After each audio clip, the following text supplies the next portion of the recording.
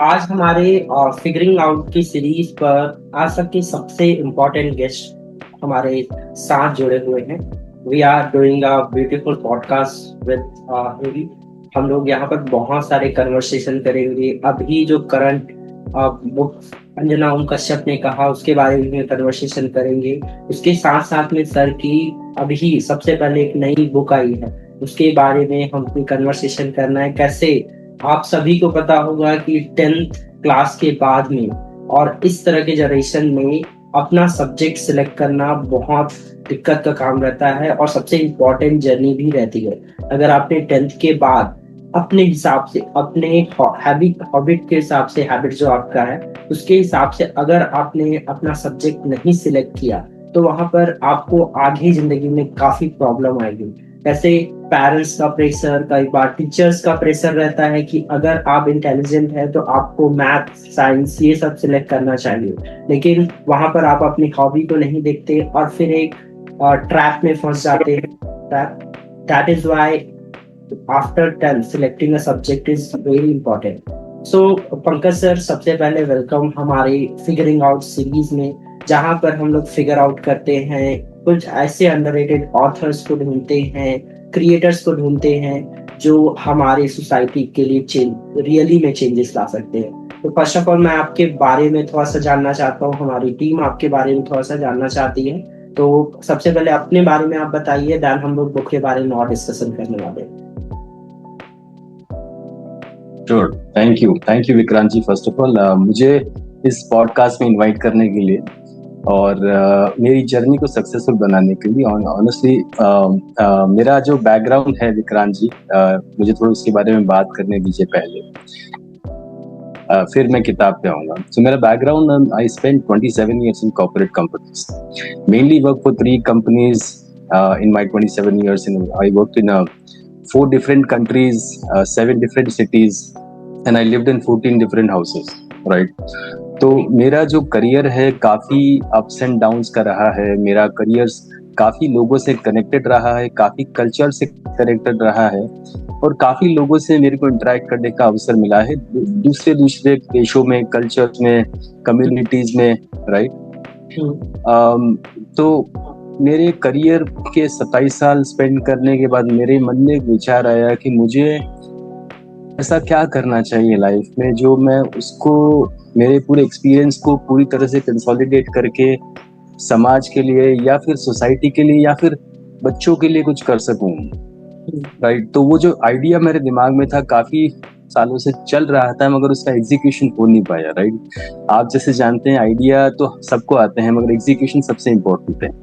तो एग्जीक्यूशन मुझे करना था, मतलब मेरी फैमिली का सपोर्ट पूरा था। पिछले साल हमने जब वापस इंडिया आने का सोचा तो मेरे परिवार के सहयोग से हम वापस आए और मैंने अपनी कंपनी सेटअप करी थी यहाँ पे आके।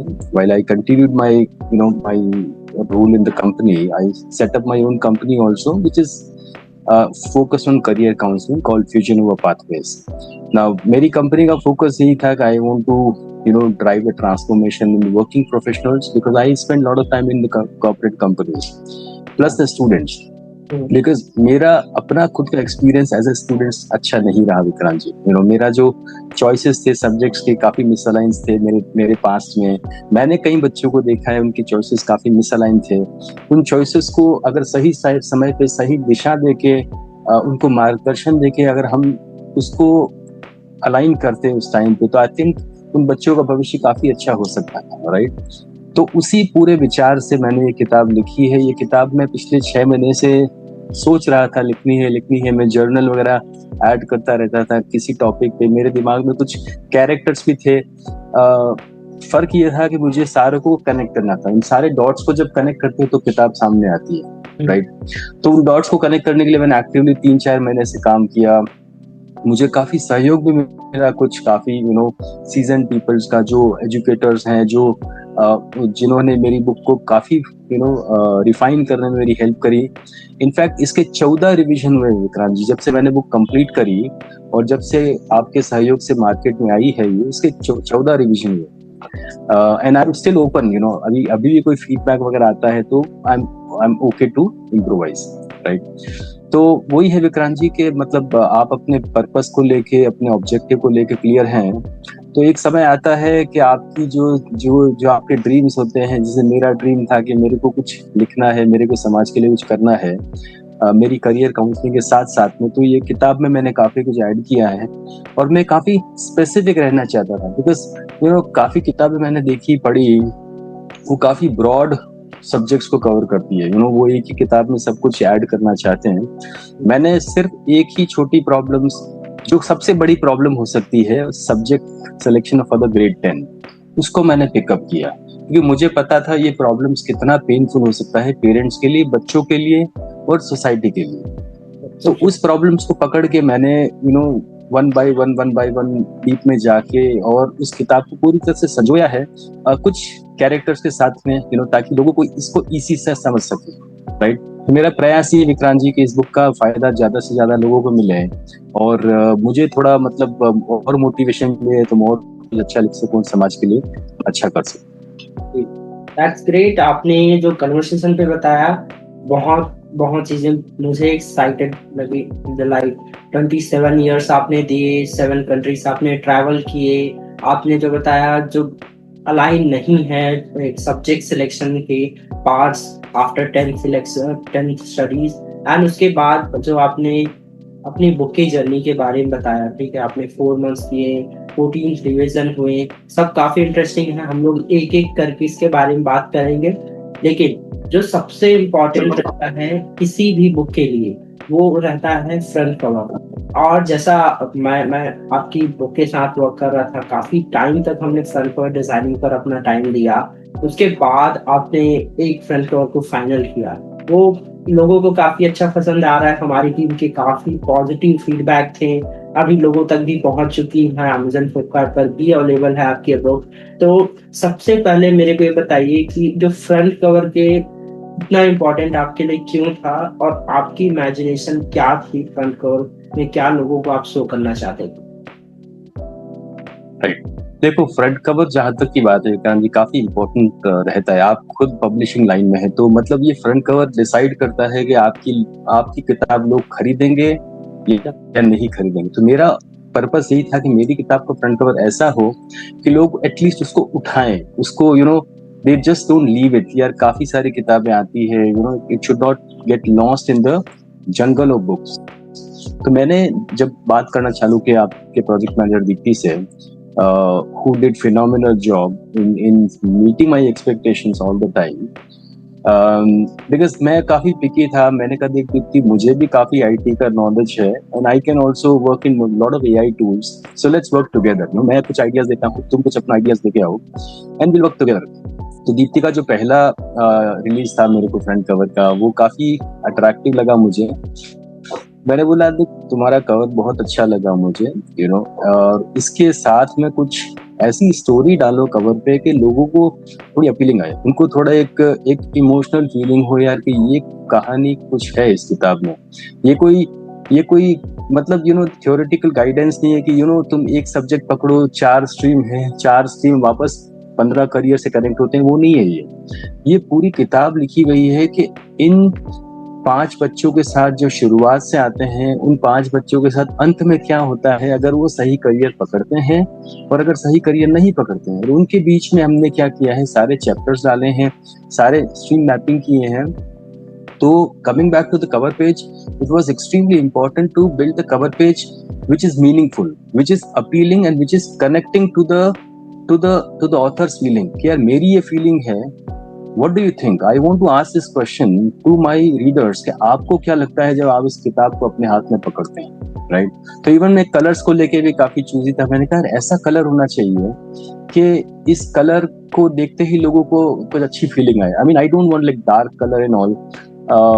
आई मीन हमारा ह्यूमंस का नेचर होता है, राइट? हम ब्राइट कलर्स को काफी जल्दी पकड़ते हैं, मेजोरिटी, मतलब जनरलाइज नहीं कर रहा हूँ मैं। तो मेरे को लगा ऐसा कवर डिजाइन करते हैं, और इस कवर को हम ऐसा करते हैं कि इसको बैक कवर के साथ भी मैच करते हैं, ताकि किधर भी बुक अगर पकड़ेगा, कोई भी इंसान कहीं से उठाएगा तो उसको बुक का एक पूरा समरी आ जाना चाहिए।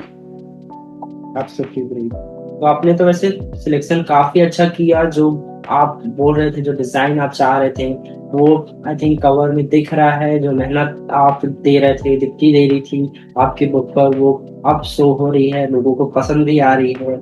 और सर उसके बाद में बुक के बारे में कन्वर्सेशन तो हम लोग काफी करने वाले हैं। उससे पहले मैं कुछ जो मेरे को ट्रिगर कर रहा था, वो एक इंटरव्यू था, एक वीडियो था एक्चुअली, ठीक है, अंजना ओम कश्यप का, जो जिनका ये कहना था कि टीचर्स जो यूट्यूब पर पढ़ाते हैं, वो उनके पास उतना नॉलेज नहीं रहता, कई बार रिसोर्सेज नहीं रहते उनके पास, नॉर्मल ब्लैक बोर्ड पर ग्राफ्स के जरिए वो पढ़ाते हैं। और उनको उनका स्टेटमेंट कुछ इस तरह से था कि उनको पढ़ाने नहीं आता, कम नॉलेज रहती है, या फिर थोड़ा सा भी वो फेमस होते हैं, फिर दूसरे लोगों को लाइक्स करना या स्टार्ट कर देते हैं। तो आपका क्या कहना है, आजकल की न्यूज मीडिया, जो न्यूज मीडिया अभी स्टैब्लिश है, जो वो कर रही है, गवर्नमेंट का जो भी कुछ भी होता है, जैसे झालमुरी का उन्होंने कमेंट किया, उसके बाद मेलोडी का कमेंट आया, और इधर literally Manipur is burning and lot of social issues, NEET, और फिर एसएससी का लीक पेपर, यूपीएससी के पेपर्स इतने कठिन आए, ठीक है, इतना कुछ हुआ गवर्नमेंट में, ठीक है, फिर भी ये लोग दूसरे टॉपिक्स पर बात करते हैं, ठीक है। तो आप बताइए, यूट्यूब पर जो कंटेंट शेयर कर रहे हैं वो ज्यादा अच्छा है, रिलेवेंट है, कि एक न्यूज मीडिया, या फिर न्यूज मीडिया को कैसे बदलना चाहिए, उन्हें क्या क्या चेंजेस अपने अपने लिए करना है जो हमें देखने में पसंद आए? देखो, पहली बात तो अंजना ओम कश्यप काफी रिस्पेक्टेड जर्नलिस्ट हैं, no doubt about it. Actually उनके जो स्टोरीज हैं, उनके जो फैक्ट फाइंडिंग्स हैं, तो उन्होंने काफी रिसर्च करी होगी इसको पब्लिश करने के पहले। और स्पेशली जब जब नेशनल लेवल की न्यूज चैनल इस बात को कर रहे हैं, तो उनके पास एविडेंस भी होंगे कि भाई उनको ऐसा लगा, ऐसा लगा, राइट।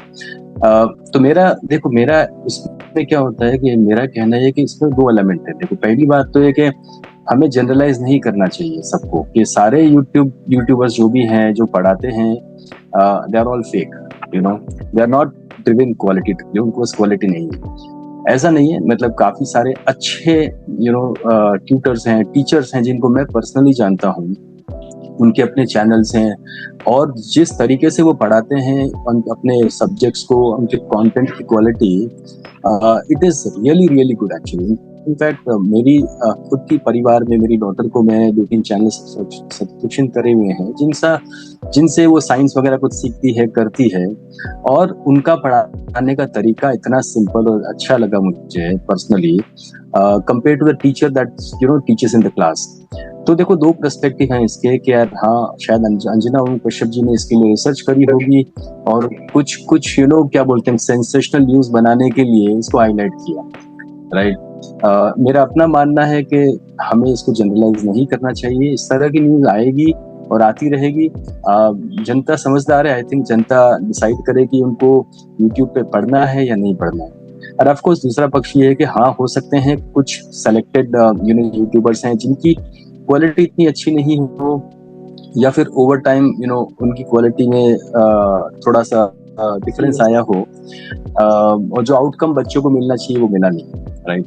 तो इन जनरल देखो, मेरा अपना ओपिनियन है कि दोनों पक्ष की कुछ बातें सही हो सकती है, कुछ गलत हो सकती है। इसको इतना बड़ा इशू बनाने की जरूरत नहीं है। जैसा आपने बताया, जो बड़े इश्यूज हमारे पास चल रहे हैं आज, नीट का इशू, राइट, सीबीएसई का इशू, कितने प्रोमिनेंट इश्यूज हैं। इन इश्यूज को फिक्स करने के लिए हम क्या कर रहे हैं, ये बताएं। समाज और मीडिया का, देखो, मीडिया का काम हाईलाइट करना नहीं होता। मीडिया का काम उस हाईलाइट करने के बाद उसके लिए समाज क्या कर रहा है, उसको अकाउंटेबिलिटी सेट करने का भी होता है, राइट।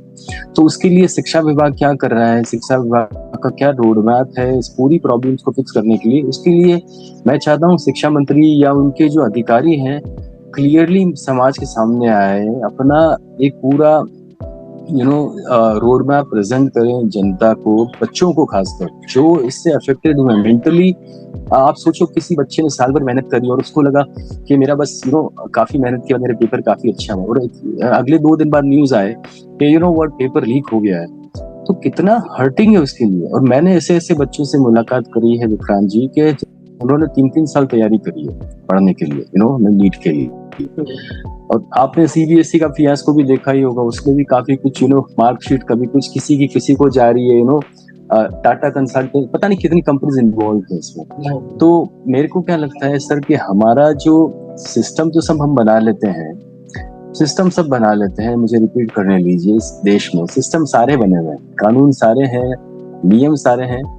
प्रॉब्लम हमारी अकाउंटेबिलिटी की है कि उसकी अकाउंटेबिलिटी किसको है। अकाउंटेबिलिटी मतलब एक बंदा बताओ जो उसकी रिस्पॉन्सिबिलिटी लेता है उस प्रॉब्लम को फिक्स करने के लिए। ये नहीं चाहता नेता डिपार्टमेंट को ब्लेम करे, डिपार्टमेंट पुलिस को ब्लेम करे, पुलिस और किसी और को ब्लेम करे। और और हमारी एक प्रॉब्लम ये भी है जी, हमारी जनता बहुत जल्दी भूल जाती है सब कुछ। आप देखें तो जनता हमारी बड़ी शॉर्ट मेमोरी है, और हमारे यहाँ पे इश्यूज भी इतने ज्यादा है कि एक इशू खत्म होता है दूसरा चालू होता है, तीसरा, और उसके बाद जो पहला इशू होता है तो तीसरे के सामने आता है तो कोई याद भी नहीं रखता, राइट। तो हाँ, ये सब इश्यूज हैं, इनके साथ रहना पड़ेगा। बट देन ऐसा समय आ गया है जब accountability is must. Yes, issues will be always there. We just have to find some solutions. And then, sir, जो आपने बोला, ठीक है, कि जिम्मेदारी किसी एक को लेनी है, ठीक है। आई थिंक मेरे हिसाब से कुछ ऐसा है कि गवर्नमेंट एक सिस्टम तो बना पा रही है, लेकिन इतने बड़े क्राउड को, इतनी बड़ी एजुकेशन डिपार्टमेंट को संभालने के लिए जो राइट फनल है, एक सिक्योर फनल, दैट इज, उसमें वो फेल हो रही है। क्योंकि नीट का एक बार एग्जाम लीक हो गया, अब उसको री एग्जाम करने के लिए काफी फंड लगेगा, ये हमें भी पता है, आपको भी पता है। और उससे एक तरह से ड्रेन भी होगा हमारा जो सिस्टम है, और जो हमारी जो टैक्स हम लोग दे रहे हैं गवर्नमेंट को, वहां पर भी इफेक्ट पड़ेगा।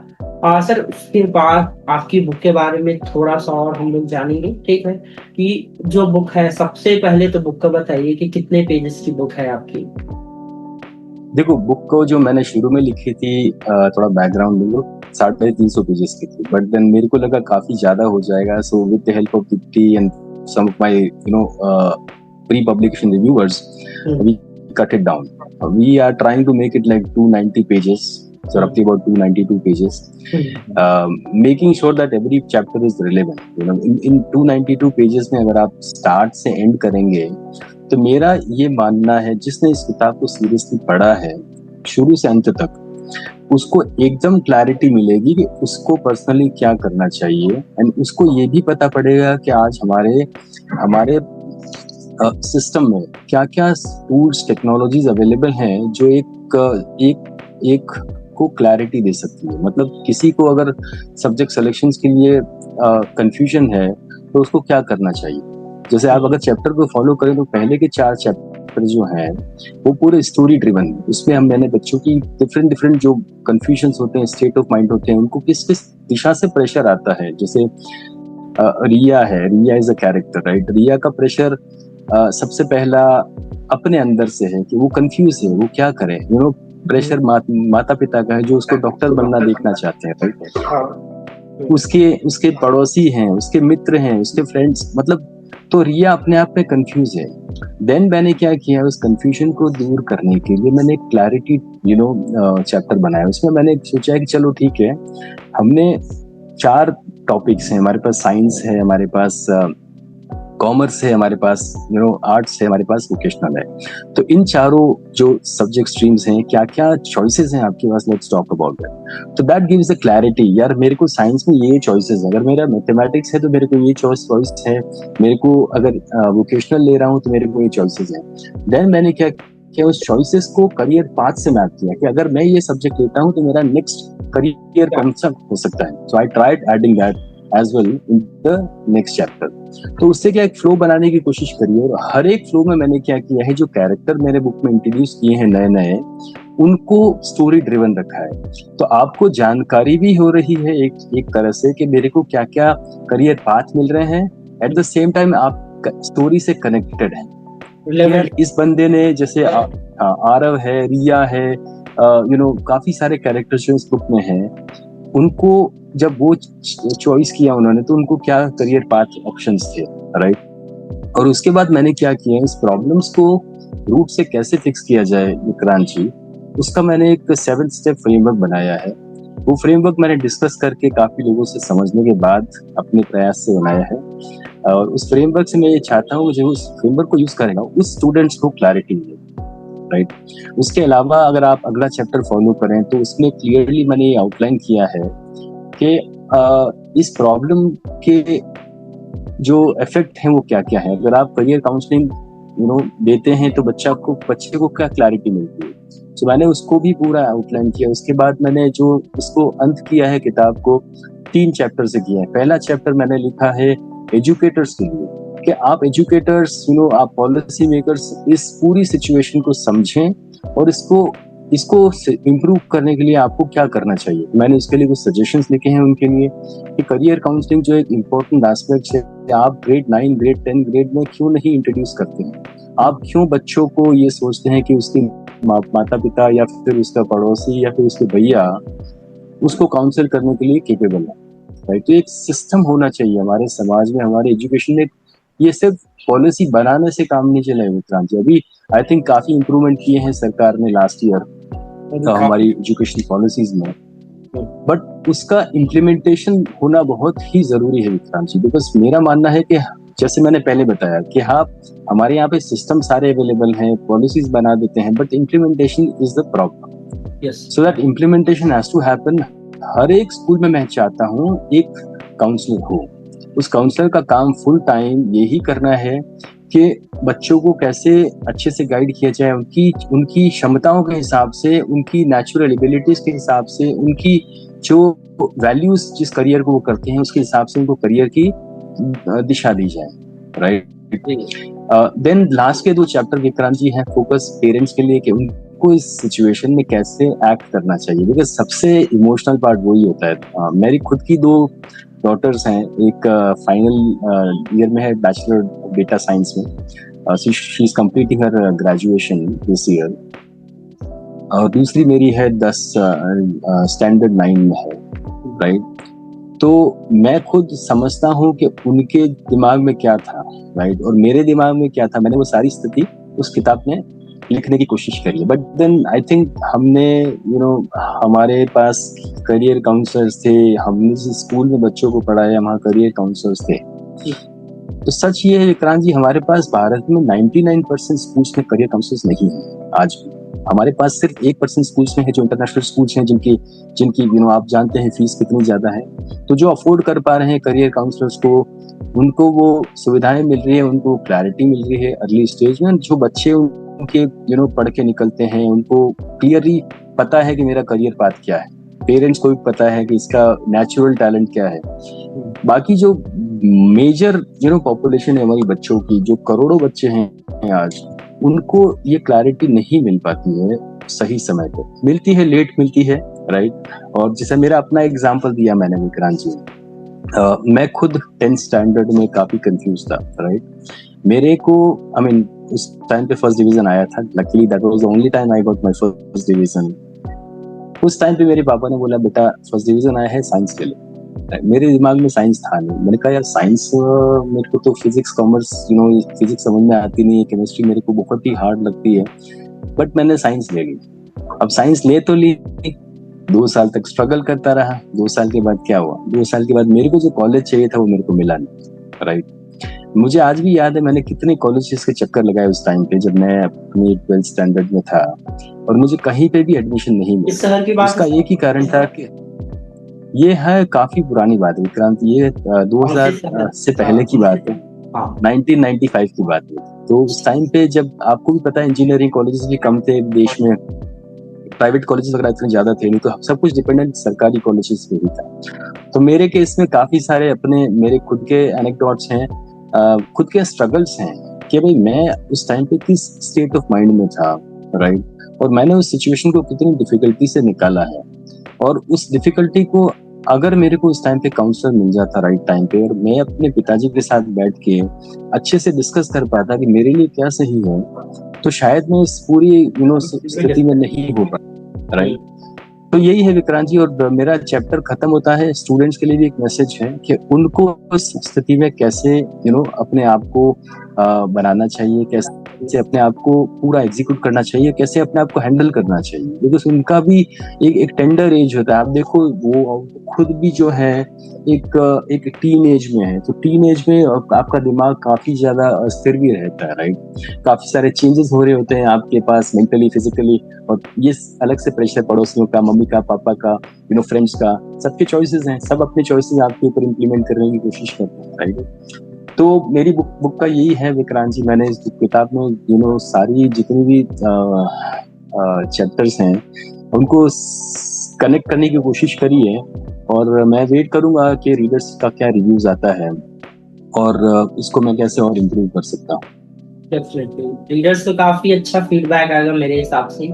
जो आपने बताया 7 स्टेप्स, अगर किसी को भी 7 स्टेप्स के बारे में जानना है, उसके बाद जो सर ने लास्ट के 3 स्पेशल चैप्टर्स दिए हैं वो पढ़ना है ये, और उसके साथ साथ में आपको भी एक काउंसलर की सर ने बताया काउंसलर के चार्जेस कितने ज्यादा रहते हैं, लाखों में कभी कभी पहुंच जाते हैं। आप तो ये बुक आपको अंडर 1000 रुपीज कितने की है सर बुक का प्राइस? हमने एक्चुअली बुक का प्राइस काफी लो रखा है विक्रांत जी, बिकॉज मैं चाहता हूँ ये बुक जितनी ज्यादा लोगों को पहुंच सके उतना अच्छा है। तो हमने इस बुक का प्राइस 400-500 के बीच में रखा है, तो ज्यादा से ज्यादा लोग उसको खरीद सके। मेरा देखो, मैं ये नहीं कह रहा हूँ ये बुक काउंसलर को रिप्लेस करती है, ये बुक जो है आपको क्लैरिटी देगी, एटलीस्ट ये मेरा कमिटमेंट है आपको, कि आपको ये बुक पढ़ने के बाद आपको क्लैरिटी मिलेगी कि मेरे लिए क्या सही है, मेरे पेरेंट्स को इस सिचुएशन में कैसे बिहेव करना चाहिए, मुझे कैसे बिहेव करना चाहिए, और मेरे को इस किताब को पढ़ने के बाद एकदम क्रिस्टल क्लियर क्लैरिटी होनी चाहिए कि मैं इस स्थिति में कैसे बिहेव और एक्ट करूं। जी, तो जो लोग बाय नहीं कर सकते या फिर अफोर्ड नहीं कर सकते काउंसलर्स को की काउंसलिंग हो, उनके लिए ये बुक एक तरह से वरदान की तरह साबित होगी, क्योंकि इस बुक में आपको स्टार्टिंग से लेके एंड तक की क्लैरिटी मिलेगी। और जो सबसे इम्पोर्टेंट जो मुझे लगा वो है कैरेक्टर के साथ पढ़ना, जैसे रिया का कैरेक्टर उन्होंने बताया, राव का कैरेक्टर बताया, जो ये कैरेक्टर्स आप उनसे रिलेवेंट करेंगे, आप जो एग्जैक्टली जो प्रॉब्लम फेस कर रहे हैं वो ये कैरेक्टर्स भी फेस कर रहे हैं, और इसी प्रॉब्लम्स का सॉल्यूशन आपको उसी चैप्टर में आपको मिलेगा। तो आपको समझ आएगा कि जो प्रॉब्लम मैं फेस कर रहा हूँ या मैं फेस कर रही हूँ उसका सॉल्यूशन आपको कैसे करना है, कैसे आपको सिलेक्ट करना है सब्जेक्ट को, कैसे पेरेंट्स, और ये बुक सिर्फ स्टूडेंट्स के लिए नहीं है, अगर आप पेरेंट्स हैं, अगर आप टीचर हैं, तो भी आपको ये बुक पढ़नी चाहिए।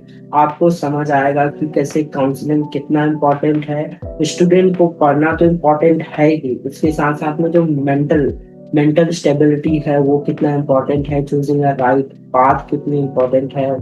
सर ने काफी अच्छे से बहुत मेहनत करके काफी रिविजन्स करके बुक को लिखा है। बुक अमेजन पर अवेलेबल है, अगर आपको बाई करनी है तो आप डायरेक्टली वहां से बाई कर सकते हैं, हमारे स्टोर अनंता स्टोर से भी आप बाई कर सकते हैं। सभी के लिंक्स हम लोग डिस्क्रिप्शन पर आपको दे देंगे। और उसके साथ साथ में सबसे इम्पोर्टेंट, अगर आपको कोई भी क्वेश्चन है ऑथर से, डायरेक्टली आप इंस्टाग्राम या उनके मेल आईडी पर कनेक्ट हो सकते हैं। सर पूरी तरह से ओपन है आपके सभी प्रॉब्लम्स को सॉल्व करने के लिए। बिल्कुल मैं सारे रीडर्स को यही कहना चाहता हूँ कि मेरे को एक फोन कॉल कीजिए अगर आपको लगता है कहीं कुछ मिस्टेक है मेरे पूरे स्क्रिप्चर में, और मैं उसको इम्प्रूव करने के लिए पूरी तरह तैयार हूँ। और मेरा यही है कि ऐसे मैंने बोला कि जितने ज्यादा लोग इस बुक को पढ़ेंगे, मेरा ऑब्जेक्टिव यही है कि बुक के पढ़ने के बाद अगर आपको आप एक स्टेप ऊपर उठते हैं अपनी क्लैरिटी से, सो मेरे को वो नहीं है कि मेरे को बुक से कुछ पैसा मिल रहा है, ये वो, आई थिंक आपकी क्लैरिटी बढ़नी चाहिए, यही मेरा ऑब्जेक्टिव है। कोई भी पढ़े, चाहे टीचर हो, चाहे प्रिंसिपल हो, चाहे एजुकेटर्स हो, चाहे पेरेंट्स हो, अगर आपको क्लैरिटी मिल रही है तो मैंने अपना बुक का पर्पस मीट कर लिया है। काफी सर ने काफी मेहनत की है, आपको डेफिनेटली आपको बुक पढ़नी चाहिए। हाँ सर, उसके साथ साथ में आपकी बुक जो है, ठीक है, उस पर कोई नेक्स्ट एडिशन या ऐसा कुछ अभी आपका प्लान है कि आप सबसे पहले सिर्फ इस बुक को देखने वाले हैं, और कब तक हमें आपकी कोई नेक्स्ट बुक मिल सकेगी? आई थिंक ये आपकी डेब्यू बुक है मेरे हिसाब से। मेरे को याद है आपके साथ जो कन्वर्सेशन हुआ था, हमने गूगल मीट पर यहाँ पर बैठकर ही कन्वर्सेशन किया था, काफी क्वेश्चंस आपने पूछे थे, आपके माइंड्स पर यानी क्लियरिटी नहीं थी कि बुक को पब्लिश कैसे किया जाता है। पर जो मैंने देखा आपके कन्वर्सेशन पर, जो आपने मेहनत की, वो हमें काफी पसंद आई। ठीक है, दैट इज वाई हम लोग अभी आपके साथ वर्क कर रहे हैं, इतना पसंद कर रहे हैं आपके साथ वर्क करना। दीप्ति आपके साथ बहुत खुश है, आप जो सजेशंस देते हैं, जो इवन जो आप अपना बुक का कंटेंट उन्होंने भी पढ़ा है थोड़ा बहुत, उन्हें काफी अच्छा लगा। मैं भी एक कॉपी ऑर्डर कर रहा हूँ अपने लिए, जिसे बुक पढ़कर मैं आपको अपना जेन्युइन फीडबैक जरूर दूंगा। डेफिनेटली। जी सर, उसके बाद सर कुछ क्वेश्चंस और करंट टॉपिक से रिलेटेड, जो आई थिंक आपको अवेयर होंगे अगर कॉकरोच जनता पार्टी के बारे में। जी मैंने सुना एक्चुअली। हाँ जी। ये भी काफी ट्रेंडिंग चल रहा है, अभी काफी लोग इसको फॉलो करना स्टार्ट कर रहे हैं। जी देखो मैं एक चीज बताता हूँ कि सोशल मीडिया के अपने फायदे हैं और उसके अपने नुकसान भी हैं, यू नो। मुझे लगता है आज के कॉन्टेक्स्ट में उसके फायदे कम लग रहे हैं लोगों को और उसके नुकसान ज्यादा हो रहे हैं लोगों को, राइट। ठीक है, देखो मैं ये नहीं कह रहा हूँ सुप्रीम कोर्ट के जो रिटायर्ड जज हैं उनका स्टेटमेंट सही था, यू नो। उनके स्टेटमेंट को तोड़ मरोड़ के जिस तरह से मीडिया ने पेश किया, और मेरा अपना मानना ये है कि देखो सबकी अपनी एक ओपिनियंस होती है, राइट। आप अपनी ओपिनियंस को केयरफुली प्रेजेंट करें। मेरा भी यही मैसेज है कि आपकी ओपिनियंस का किस पे क्या इफेक्ट हो सकता है, राइट। तो आई थिंक ये एक बात है। दूसरी बात ये है कि उसका जो इफेक्ट हुआ है, आपने देखा उसके 6 मिलियन फॉलोअर्स हो गए, उनका फिर ट्विटर पे अकाउंट आया, फिर ब्लॉक कर दिया, अभी करंटली उनके 22 मिलियन फॉलोअर्स। हाँ, अब देखो उनके फॉलोअर्स किसी पॉलिटिकल पार्टी से भी ज्यादा हैं आज, राइट। बात ये है कि देखो आप उन फॉलोअर्स को अगर उनका फनल बनाएंगे विक्रांत जी, तो मैं कह रहा हूँ 90% फॉलोअर्स को ये नहीं पता कि वो पार्टी का ऑब्जेक्टिव क्या है, आप समझे। उस पार्टी का मैनिफेस्टो क्या है ये भी नहीं पता होगा। तो जो 10% लोग हैं, शायद उस 10% में भी जो अगर आप वापस फनल करेंगे ना, तो उस 10% में आपको वापस 50% लोगों को सिर्फ उसने बोला तो मैंने ज्वाइन कर लिया वाला सीन है।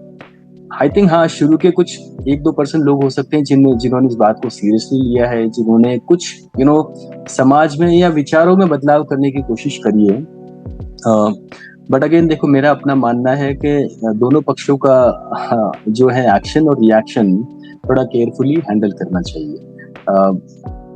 जज साहब को भी शायद आई थिंक पता नहीं था कि इसका क्या इफेक्ट होगा, बट मेरा अपना मानना है कि इस तरह की पार्टीज बनना, ये करना, और इसको फिर आप कई लोग नेपाल से कंपेयर कर रहे हैं, कि नेपाल में रेवोल्यूशन यूथ लेके आए। तो हर एक देश की अलग स्थिति होती है, ये नेपाल नहीं है, ये भारत है, यहाँ की मेच्योरिटी लेवल डिफरेंट है, राइट। और मेरा ये मानना है कि सरकार हाँ, पॉपुलेशन का बेस डिफरेंट है, यहाँ पे सरकार के अपने अलग लेवल के स्ट्रेंथ है यहाँ पे कंपेयर टू नेपाल। तो हाँ, मैं ये नहीं कह रहा हूँ कि ये सब बेकार है, ये वो। देखो, क्रिटिक होने चाहिए, समाज में क्रिटिक होना बहुत जरूरी है सरकार के आसपास। आपने कबीर की वो सुनी होगी कि एक दोहा भी है कि आप निंदक को अपने आसपास रखिए, निंदक नियरे राखिए, राइट। आपके निंदक होने चाहिए आपके पास। बट आई थिंक जब वो निंदक आपके निंदक बनने के बजाय कुछ और बनना हो जाए, उनकी जब फॉलोअर्स की संख्या जिस हिसाब से बड़ी है, अगर आपने देखा हो, तो मेरे को नहीं लगता है ये कोई एक रिवॉल्यूशन जो नहीं, वो कोई ड्रिवन है नहीं। हमारे देश में दूसरी बहुत बड़ी समस्याएं हैं, आप उनको सॉल्व कीजिए rather than फोकसिंग कि जज साहब ने क्या कहा, उसने क्या कहा। आपको अगर प्रॉब्लम पकड़ के फिक्स करनी है तो आप सीबीएसई का सिस्टम ठीक कीजिए। आपको प्रॉब्लम पकड़ के फिक्स करनी तो नीट का कीजिए। आप जो पेपर लीक कर रहे हैं, एक को अच्छा एग्जाम्पल सेट कीजिए कि उसका क्या क्या परिणाम हो सकता है। आपने कई केस देखे होंगे जो पिछले बार पेपर लीक हुए थे, उनके काफी सारे जो मतलब केसेस में अरेस्ट हुई थी, सारे लोग जमानत पे बैठे हैं आज तक उनका कुछ हुआ नहीं, राइट। तो मेरा ये मानना है यार कि जितना हम फोकस इन चीजों पे कर रहे हैं, उससे अच्छा हम किसी अच्छे एग्जाम्पल को सेट करके इस तरह के इवेंट्स को करने से टोटली रोके हैं, तो ये गुस्सा अपने आप ही बंद हो जाएगा, राइट। ये गुस्सा अपने आप ही आपकी गुस्से और आपके अगेंस्ट जाने के बजाय आपके साथ खड़ा होगा। एक तरह से ये लोग आप मान सकते हैं कि एक एंगर से क्रिएट हुई पार्टी है, जो जिसका कोई मोटिव नहीं है, उन्हें खुद नहीं पता कि उन्हें जाना कहाँ है। बस जो मेरे ख्याल से जो कम एज के पीपल हैं वो उस पार्टी को ज्यादातर ज्वाइन किए हैं। जो हम उनके फॉलोअर्स को ध्यान से देखिए तो पता चलता है।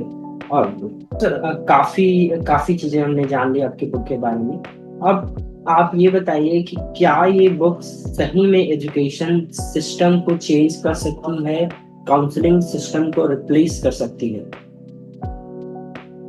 देखो, मेरा मानना है इस बुक को अगर कोई सीरियसली पढ़ेगा शुरू से अंत तक तो उसको क्लैरिटी मिलेगी, और वो क्लैरिटी ग्रेड 10 के बच्चे और उसके पेरेंट्स के लिए सफिशिएंट। तो मैं ये अब वापस नहीं कहूंगा कि मैं काउंसलिंग को रिप्लेस कर रहा हूँ, बट यस, अगर आप इस बुक को पढ़ोगे तो आप एक स्टेप ऊपर जरूर उठेंगे, ये मेरा मानना है। एंड उसके साथ साथ में क्यों क्यों इस तरह के पॉडकास्ट को देखना स्टूडेंट्स के लिए इम्पोर्टेंट रहता है, और क्यों उनको ये हमारा जो कन्वर्सेशन हुआ है उसे पूरा सुनना चाहिए? हाँ, देखिए, एक इम्पोर्टेंट बात यह है कि आज के स्टूडेंट्स काफी कुछ देखने से सीखते हैं, राइट? वो जमाना, आई थिंक आप अगर क्लास में जाएं तो बच्चे काफी कुछ पढ़ने से सीखते थे, आजकल देखने से काफी कुछ सीखते हैं। इस पूरी पॉडकास्ट में आपको ये तो क्लैरिटी मिलेगी कि मेरा इस बुक को लिखने के पीछे इंटेंट क्या था, इस बुक के आपको क्या क्या फायदे हैं, और ये बुक आपके आपके परिवार के लिए, आपकी सिबलिंग्स हो चाहे और कोई भी हो, उन सबके लिए काफी बेनिफिशियल हो सकती है, राइट? मेरा ये सबसे रिक्वेस्ट है कि अगर आपके परिवार में कोई भी बच्चा ग्रेड 9 ग्रेड 10 में है तो उसको ये बुक आप गिफ्ट करें अगले बर्थडे पे। वो काफी अच्छा रहेगा, क्योंकि उसको बनस्पत की कोई नई घड़ी देना या कोई नया गैजेट ला के देना, एक एक बुक, एक फ्रेमवर्क उसको प्रदान करें ताकि उसको पढ़ने के बाद उसको एक क्लैरिटी मिल सके, उसकी मेंटल स्टेट जो उस समय काफी डिफिकल्ट है वो क्लियर हो सके। तो ये बुक एक मैजिक की तरह काम करेगी, मेरा ये पूरी तरह से मानना है। मैंने काफी प्रयास किए हैं इस बुक को काफी कुछ मीनिंगफुल बनाने के लिए, काफी कुछ स्टोरी ड्रिवन बनाने के लिए, और मैं चाहता हूँ कि आप इस बुक को पूरा पढ़ें शुरू से अंत तक और इसका बेनिफिट लें। ठीक है। अगर आप एक प्रैक्टिकल सिनेरियो से आपके बुक को समझने की कोशिश करते हैं, आप जैसे मैं एक आफ्टर टेंथ के बाद, ठीक है, एक स्टूडेंट हूँ, ठीक है। मेरे टेंथ एग्जाम में 89% मार्क्स आए, ठीक है, काफी अच्छे अच्छे मार्क्स आए, ठीक है। अब मेरा ये है कि मेरे को सोशल साइंस में नंबर्स काफी अच्छे आए, ठीक है, as compare to the science और मैथ्स, ठीक है। टीचर्स का कहना ये है कि मुझे साइंस या मैथ्स लेना चाहिए, पेरेंट्स का भी यही कहना है सेम। अब इस सिचुएशन में मुझे क्या करना चाहिए, मुझे कौन से सब्जेक्ट्स को सिलेक्ट करना चाहिए? अगर आप इस सवाल का उत्तर जानना चाहते हैं तो मेरी बुक को पढ़ें।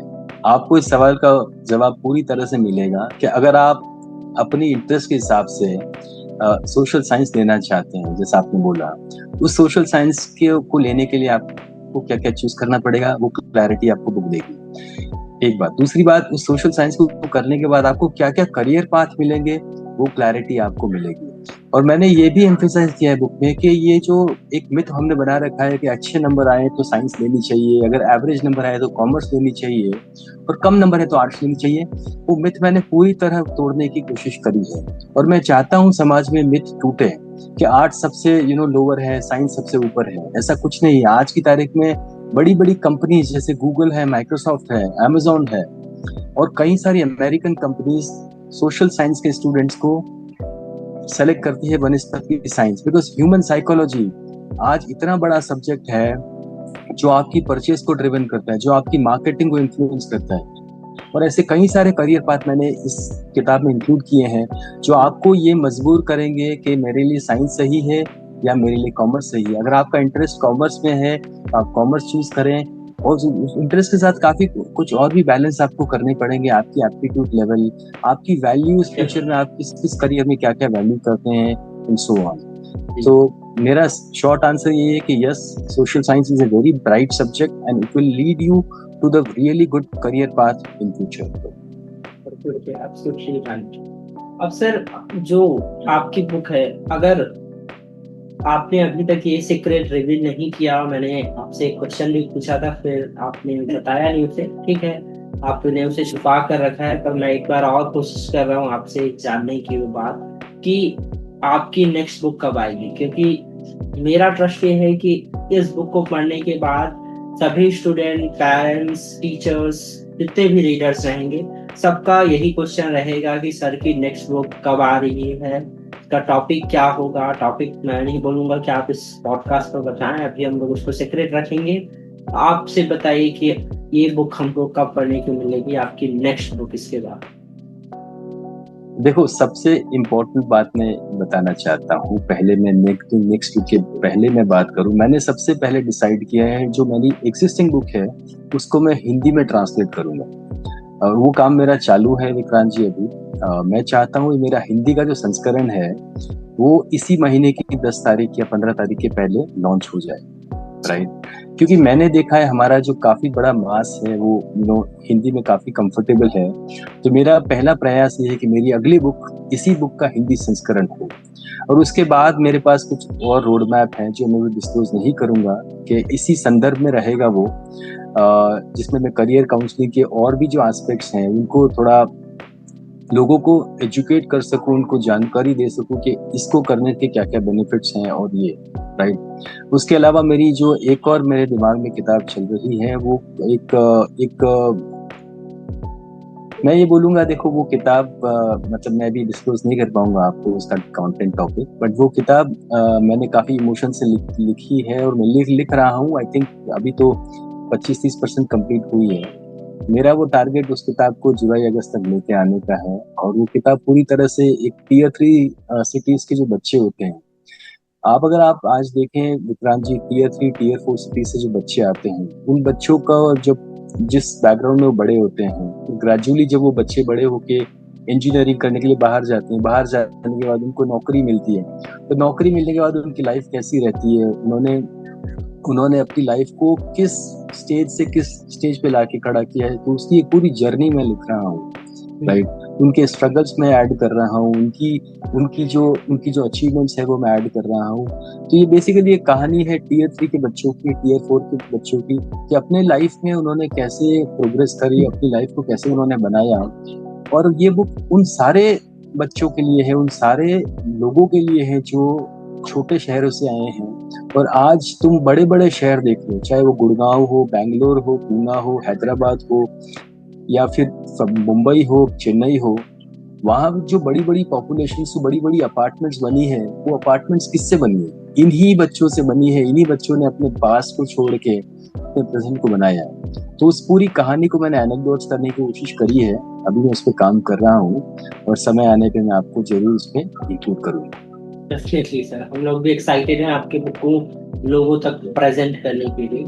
अब कुछ लास्ट क्वेश्चंस आपसे कि जैसे अगर आपकी बुक को कोई पढ़ता है, पढ़ने के बाद कोई भी फील कर रहा है कि आपकी वो डायरेक्टली आपसे कनेक्ट होना चाहता है, तो वो कैसे कनेक्ट हो?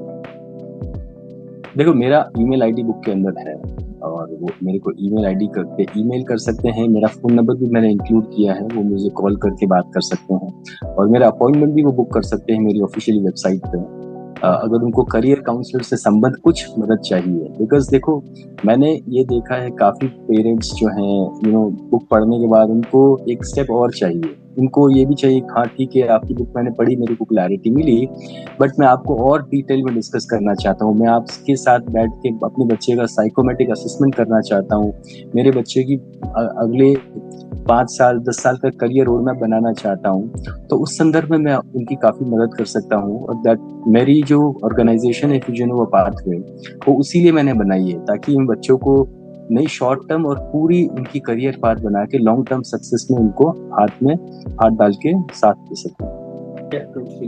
सर, तो आपने काफी कुछ बताया सर बुक के बारे में, आपकी जर्नी के बारे में हमने जाना। ठीक है, अब जो सबसे इम्पोर्टेंट जो है कि जो आप कुछ शब्दों में बता सकें कि ये बुक किन लोगों को पढ़नी है, किसको आपने टारगेट किया और उनको क्यों पढ़नी चाहिए, और सबसे यूनिक जो दूसरे बुक्स में उनको नहीं मिलेगा वो इस बुक में आपको क्या अलग मिल रहा है, दैट इज वाई उनको बुक को आपकी बाइंग करनी चाहिए।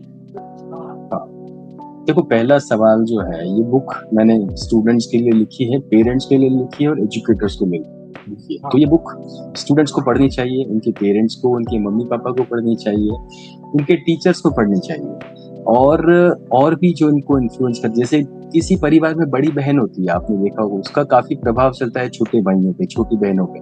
तो मैं चाहता हूँ ये किताब सब वो लोग पढ़ें जिनके बच्चे उस स्टेज में हैं, राइट। दूसरा सवाल आपने पूछा मेरे से कि इस बुक में क्या है जो दूसरी बुक में नहीं है। मैंने काफी करियर काउंसलिंग की बुक वगैरह पढ़ी है, और ऐसा नहीं है कि उन बुक में कंटेंट अच्छे नहीं है, उन बुक में काफी गाइडेंस भी है। बट मैंने एक ऐसी किताब नहीं देखी जिसमें सब कुछ आपको शुरू से अंत तक बताया हो आपको, और शुरू से अंत तक आपको एक कहानी के फॉर्म में बताया हो। बिकॉज मैंने काफी सारी बुक्स पढ़ी हैं, वो काफी थियोरेटिकल थी। देखो, मेरी जो एक्सपीरियंस है, मेरी मेच्योरिटी लेवल जो है, वो दूसरों से अलग है, तो मैं उनको समझ पाता हूँ, राइट। बट मैंने ये देखा है कि वो बुक अगर मैं किसी बच्चे को देता हूँ 10वीं के या 9वीं के, तो वो समझ नहीं पाएंगे। तो मैंने इस बुक में एक स्टोरी फॉर्म डाला है, तो वो आपको पूरी तरह से मदद करेगा कि आप पूरी तरह से इस किताब को समझ सकें, स्टोरी के साथ उसको चल सकें, और उसी के साथ में एक क्लियर अंडरस्टैंडिंग डेवलप कर सकें ब्रेन में कि मेरे लिए क्या सही है, मेरे लिए कौन सा सब्जेक्ट सही है, मेरे मेरे फ्यूचर एस्पेक्ट्स के लिए कौन सा सब्जेक्ट और करियर पाथ सही है। जी, आपने ये बिल्कुल सही कहा कि जो आपने कैरेक्टर के साथ जो आपने स्टोरीज को बताया है, जो रिलेवेंट कर रहे हैं स्टूडेंट्स के साथ में, that is absolutely great. And एक तरह की जो सस्टेनेबल ग्रोथ आप बोल सकते हैं, अगर if anyone student want to go sustainable growth की एक सस्टेन तरीके से जैसे आप ग्रो कर सकते हैं अपने चॉइस के हिसाब से, अपने हॉबी के हिसाब से, that is why book is very important. जो आपने इतने समय तक वर्क किया है, 27 ईयर्स आपने दिए हैं, जो काउंसलिंग का आपने निचोड़ उस बुक के साथ प्रेजेंट किया है, वो आपके कहने के हिसाब से रिप्लेस नहीं कर सकता काउंसलर्स को, बट एक हद तक जो इसे अफोर्ड नहीं कर सकते काउंसलिंग को, उनके लिए ये बहुत इम्पोर्टेंट बुक होने वाली है। आप डेफिनेटली। जी सर, उसके साथ साथ में सर हम लोग आपकी न्यू बुक्स भी आ रही है, उसके लिए भी काफी एक्साइटेड हैं। अब जो मेरा जो सबसे लास्ट क्वेश्चन रहेगा कि अनंता प्रेस पब्लिशिंग के साथ आपको वर्क करके कैसा लगा, मेरे साथ वर्क करके, दीप्ति के साथ और हमारी पूरी टीम के साथ, तो आपका वर्क एक्सपीरियंस कैसा? देखो, अनंता प्रेस को मैं पहले जानता नहीं था, राइट। तो मेरे को अनंता प्रेस का जो कॉन्टैक्ट है फेसबुक या इंस्टाग्राम के थ्रू मिला, किसी के थ्रू। और मैं चाहता था मैं ऐसे किसी प्रेस के साथ काम करूं जिनको अनुभव हो। देखो, मेरे को काफी सारे प्रपोजल्स आए थे जब मैंने अपनी एक्सप्लोर करनी चालू करी, क्योंकि मेरे को कई लोगों ने बोला आप सेल्फ पब्लिशिंग भी कर सकते हो, आपको किसी के पब्लिशर हाउस के पास जाने की जरूरत नहीं है। मैंने कुछ वर्कशॉप भी अटेंड किए थे जो इस संदर्भ में हेल्प करते हैं, राइट। बट मेरे को लगा नहीं, मेरा पहला बुक है, मैं चाहता हूँ किसी एस्टैब्लिश पब्लिशर के साथ काम करूँ, राइट। जब मैं अनंता से सबसे पहले कांटेक्ट किया था, तो आपके सेल्स के जो पर्सन है, उन्होंने मेरे को काफी अच्छे से गाइड किया कि भाई हमारा प्रोसेस ये है। मेरा काफी स्पेसिफिक रिक्वायरमेंट था कि मैं उसमें क्या क्या चाहता हूँ। तो जब आपसे मेरी बात हुई, तो आपने मेरा प्रपोजल भी कस्टमाइज किया कि क्या क्या इंक्लूड करना चाहिए आपको, क्या क्या नहीं चाहिए आपको, जो सर्विस नहीं चाहिए वो आप निकाल दीजिए, जो आपको चाहिए वो हम ऐड कर देते हैं, राइट। तो मेरे को आपका प्रपोजल कमर्शियली वाइबल भी लगा, राइट। तो मैंने आपके साथ काम करने का निश्चय किया उस टाइम पर। उसके बाद जब दीप्ति ऑनबोर्ड हुई, तो मेरा एक्सपीरियंस काफी और इम्प्रूव हुआ। ऑनेस्टली दीप्ति ने जो मेच्योरिटी दिखाई मेरे साथ में, मेरे जैसे नए ऑथर के साथ में, दैट वाज फिनोमिनल। ऑनेस्टली उसका जो लेवल है, उसका जो कमिटमेंट है बुक को लेके, that was exceptional. So I want to thank entire team of Ananta Press, including the designers, the back-end team led by Deepti, and especially managed by you, have been doing phenomenal job, and I wish you all the best for your journey to make more authors onboarded together with you. Definitely sir, और आपके साथ तो अब बहुत लंबे समय तक हमारा वर्क चलने वाला है। हम काफी कुछ जर्नी शेयर करेंगे सभी के साथ में। सर की एक और नेक्स्ट बुक आ रही है जो काफी एक्साइटेड है। उसके साथ साथ में अगले कन्वर्सेशन पर हम लोग सर की जो 27 ईयर की जर्नी है उसको भी डेप्थ में एनालाइज करेंगे। समझेंगे। उन्होंने बोला था 7 कंट्रीज उन्होंने ट्रैवल किए हैं, नहीं, 14। 4 कंट्री में काम किया है मैंने, 7 सिटीज में रहा हूँ मैं। जी, और मैंने ट्रैवल की बात करूँ तो मैंने कुछ 25 देशों में यात्राएं करी है। दैट्स तो जी, तो सब एक्सपीरियंस आपका एक अनफिल्टर्ड पॉडकास्ट पे हम लोग और डिस्कस करेंगे, जिसमें जरूर जरूर। बुक्स, पॉलिटिक्स, ये सब को छोड़कर हम लोग डिस्कस करेंगे कि कैसे पंकज सर 27 इयर्स के एक्सपीरियंस के साथ में जो कंट्रीज उन्होंने ट्रैवल किए, देश उन्होंने ट्रैवल किए, उसके उनके बारे में उनका एक्सपीरियंस कैसा था, कैसे पढ़ाई के साथ साथ में ट्रैवलिंग भी इम्पोर्टेंट है, अपने अपने पर्सनल लाइफ को जीना इम्पोर्टेंट है, अपनी फैमिली टाइम को जीना इम्पोर्टेंट है। सर इवन सर की डॉटर्स इतने बड़े हो चुके हैं, स्टिल सर बहुत यंग लगते हैं, ऐसे लगते हैं कि अभी वो 30s पर ही है अपनी। तो पर उनका जो एक्सपीरियंस है वो काफी अच्छा था हमारे साथ में। उनका जो एक्सपीरियंस हम लोग नेक्स्ट कन्वर्सेशंस में और जानेंगे। आज के लिए जरूर। और जुड़े रहिए फिगरिंग आउट सीरीज के साथ में, क्योंकि हम लोग पंकज सर जैसे ऐसे ऑथर्स को आपके सामने प्रेजेंट करते हैं जिन्हें आपको सुनना चाहिए, जिन्हें आपको पढ़ना चाहिए।